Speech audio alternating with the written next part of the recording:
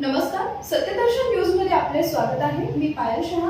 एक नजर टाकूया आजच्या ठळक घडामोडीवर। राष्ट्रवादी काँग्रेसच्या राष्ट्रीय अध्यक्षांची 15 दिवसात होणार निवड। दिवंगत नेते अजित पवार यांच्या निधनानंतर राष्ट्रवादी काँग्रेस पक्षाची धुरा नेमकं कोणाकडे जाणार यावरून जोरदार चर्चा रंगली आहे। तसेच दोन राष्ट्रवादींच्या विलीनीकरणावरून ही दोन्ही पक्षाच्या नेत्यांची वेगवेगळी विधानं राजकीय वर्तुळात चर्चेत आहेत। त्यातच अजित पवारांच्या मृत्यूनंतर त्यांच्या पत्नी सुनेत्रा पवार यांनी उपमुख्यमंत्री पदाची शपथ घेतली। या शपथविधी सोहळ्यावरून राजकीय चर्चा होत होती। आता राष्ट्रवादी काँग्रेसचे राष्ट्रीय अध्यक्ष कोण होणार याची उत्सुकता सर्वांनाच आहे। राष्ट्रवादीच्या आमदार खासदारांकडून सुनेत्रा पवार यांचं नाव घेतलं जातंय।